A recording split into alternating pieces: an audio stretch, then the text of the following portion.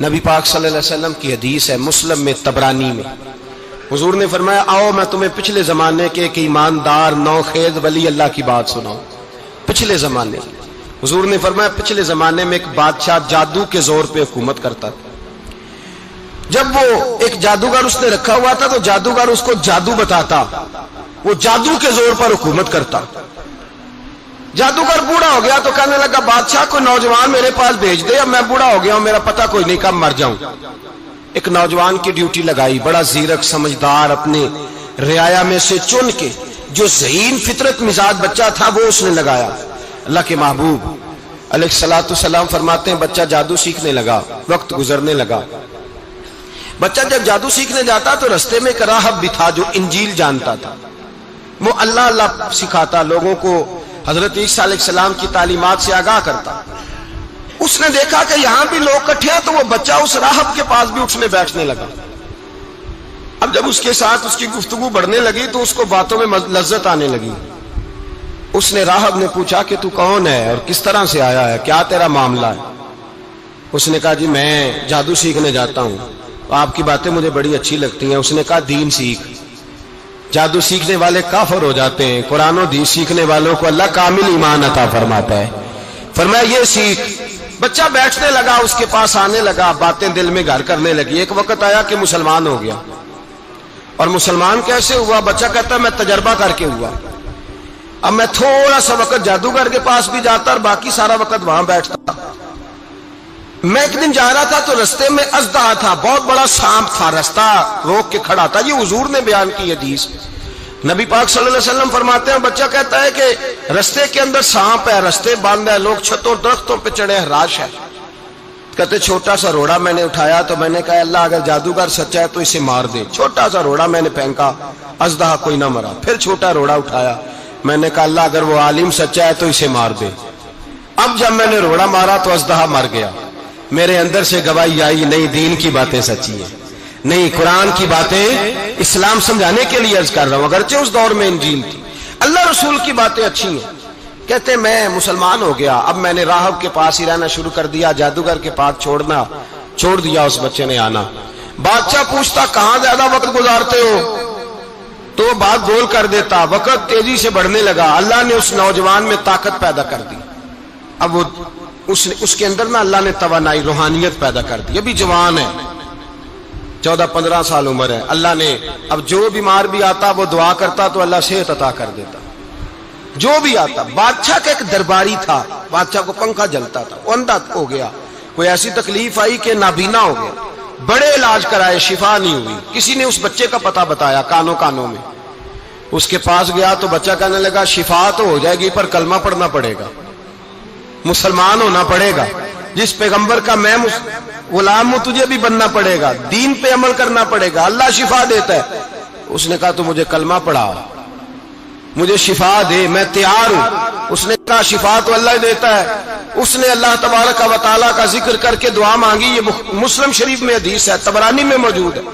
اللہ نے اسے شفا دی، اس نے کلمہ پڑھنا شروع کر دیا۔ یہاں ایک نقطہ لکھا ہے ہمارے علماء نے، کہتے ہیں جب اللہ ولایت عطا کرتا ہے نا تو یہ سفید بالوں والے کا حصہ نہیں ہوتی۔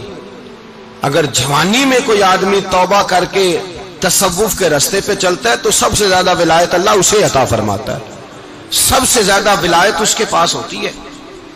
ابھی اس کے بال کالے ہیں، چڑھتی جوانی ہے، دعا کی تو اللہ نے، اور حدیث پاک میں موجود ہے کوڑے آتے تو شفا یاب ہو جاتے، اندھے آتے تو شفا یاب، برس والے آتے تو اللہ سے دے، جوان ہے۔ بادشاہ کے پاس وہ واپس گیا، وہ جو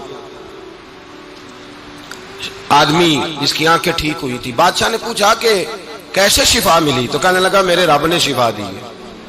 بادشاہ سجدے کراتا تھا، اپنے آپ کو منواتا تھا معاذ اللہ، کہنے لگا میرے علاوہ کون رب ہے؟ اس نے کہا وہی رب ہے جس نے تجھے پیدا کیا ہے، اور وہی رب ہے جس نے مجھے اندھے کو آنکھیں دی ہیں، وہی ہے میرا مالک۔ کہا اچھا تو مجھے نہیں مانتا؟ کہا نہیں میں اپنے رب کو مانتا ہوں۔ بادشاہ نے اسے سزا دی، ستایا، اس نے بچے کا پتہ بتایا، پھر بچے کو بلا کے ستایا تو اس راہب کا پتہ بتایا، راہب بھی قتل ہو گیا، نابینا بھی قتل ہو گیا۔ بادشاہ نے کہا سپاہیوں سے اس بچے کو لے جاؤ اور پہاڑ کی چوٹی پہ جا کے نیچے پھینکو تاکہ مر جائے. بچہ پہاڑ کی چوٹی پہ گیا تو ہاتھ اٹھا کے کہنے لگا یا اللہ میرے لیے نہیں اپنے لیے، میرے لیے نہیں اپنے لیے انہیں اپنی قدرت کے جلوے دکھا. میرے لیے نہیں، اللہ کے بندے اپنی جان بچانے کی دعائیں نہیں مانگتے، اپنے لیے انہیں اپنی قدرت کے جلوے دکھا. یہ دعا مانگی، جتنے لوگ ساتھ آئے تھے وہ سارے زمین پہ گرے اور سب مر گئے، پہاڑ سے گر کے مر گئے. بچہ واپس سیدھا بادشاہ کے پاس کہنے لگا لو بھائی میرے رب نے مجھے بچا لیا ہے. جوان کا ایمان دیکھو، میرے رب نے مجھے، بولو میرے اللہ نے مجھے ایمان کی گواہی دے رہا ہے، میں بچ گیا ہوں، تو جھوٹا ہے، میرا رب سچا ہے. اس نے کہا لے جاؤ اس کو دریا میں، کشتی میں بٹھاؤ، بیچ دریا کے جا کے دھکا دے دو. بیٹھے کشتی میں، دریا کے بیچ گئے، اور جب جا کے وہاں اس کو دھکا دینے لگے تو اس نے کہا اللہ میرے لیے نہیں اپنے لیے انہیں اپنی قدرت کے جلوے دکھا. بس ایک طوفان سا آیا، جتنے سپاہی ساتھ آئے تھے ڈوب کے مر گئے. وہ بچہ اٹھا اور سیدھا پھر بادشاہ کے پاس، اسی کے پاس کہنے لگا لو بھائی میرے رب نے مجھے بچا لیا ہے، تیرے پاس آیا ہوں. وہ کہنے لگا تو کیا مصیبت میرے گلے پڑ گئی ہے، کیسے جان چھوٹے گی؟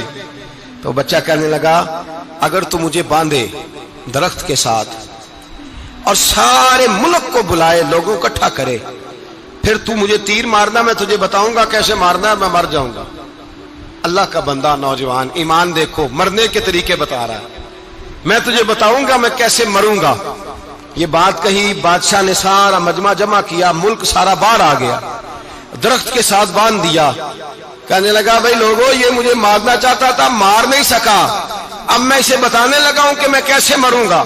اسے کہو جب تیر مارے تو ساتھ میرے رب کا نام بھی لے، میں اپنے رب کے نام پہ جان دوں گا، ایمان کی پختگی میں اللہ کے نام پر جان دوں گا. اسے کہو رب کے نام پہ مارے، مر جاؤں گا. بادشاہ نے اللہ کہہ کے تیر مارا، پیشانی میں لگا، بچے کی روح پرواز کر گئی. جتنا مجمع کھڑا تھا سارا کلمہ پڑھ کے مسلمان ہو گئے، سارے مسلمان ہو گئے سارے.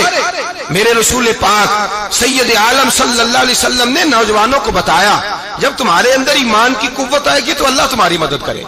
فرمایا وہ نوخیز ولی تھا، ابھی جوان رانا تھا، ابھی اس کی پیشانی پر جوانی کے آثار تھے، لیکن اس نے اللہ کو راضی کیا، رب کریم کو راضی. ولایت کا مطلب بڑھاپا نہیں، ولایت کا مطلب وہ نہیں کہ جب بڑا لمبا وقت گزر جائے تو پھر آدمی آئے کہ نہیں اب کیا کرنا ہے، اب مسجد ہی ہے، اب تو اس کے علاوہ گزارا ہی کوئی نہیں. تو اس وقت کا آنا اللہ کی بارگاہ میں قبول تو ہے، لیکن شاباشی اسی کو ملتی ہے جو جوانی کا وقت آئے، جو عین اس وقت آئے جو وقت میرے رسول پاک علیہ السلام کے غلام عبداللہ ابن عمر، حضرت عبداللہ ابن عمر رضی اللہ تعالیٰ عنہ فرماتے ہیں کہ میں نکلا، مجھے سفر کے لیے جانا تھا، تو تھوڑی سی کھجوریں، تھوڑا سا سرکہ، ایک شہد کی بوتل، چیزیں میں نے سفر کے لیے ساتھ رکھ لی. میں جب مدینے سے باہر صحرا میں نکلا نا تو رمضان نہیں تھا، غیر رمضان تھا. میں نے ایک نوجوان کو دیکھا بکریاں چرا رہا ہے، بکریاں چرا رہا ہے. اے جوان، آپ فرماتے ہیں اس کا چہرہ بڑا نورانیت والا، گرد پڑی ہوئی پر بڑا حسین. فرماتے ہیں میں نے اس کو کہا کہ آ جاؤ کھانا کھا لو، روزے بھی نہیں تھے. کہنے لگا نہیں میں نے روزہ رکھا ہوا ہے. فرماتے ہیں میں نے کہا پتہ کروں کہ نیرا نیک ہی ہے کہ پرہیزگار بھی ہے. نیک وہ ہوتا ہے جو نماز پڑھے روزہ رکھے، پرہیزگار وہ ہوتا ہے جو گناہ سے بچے، وہ پرہیزگار ہوتا ہے. کہا پتہ کروں پرہیزگار بھی ہے کہ نہیں. کہتے میں قریب گیا تو میں نے جا کے اس کو کہا بھائی تیری بکریاں بڑی پیاری ہیں، میرا دل کرتا ہے ایک بکری مجھے دے دو. کہتے وہ جوان، غربت بھی، پریشانی بھی، پر دامان توکل کی یہ خوبی ہے کہ اس پر پابند لگے ہوتے ہیں، دھبے نہیں ہوتے. غربت ہے. کہا جناب ایک بکری دے دو.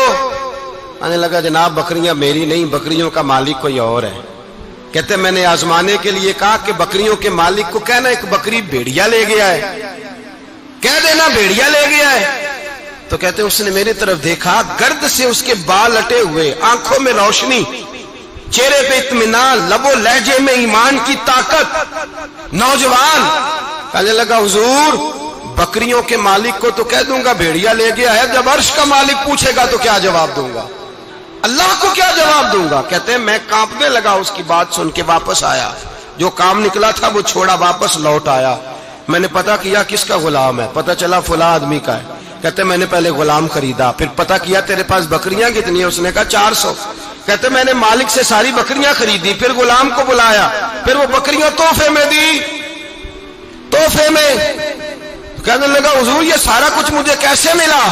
میں نے کہا تیرا ایمان بڑا پختہ تھا تو میرے رب نے تجھے انعام عطا فرمایا ہے۔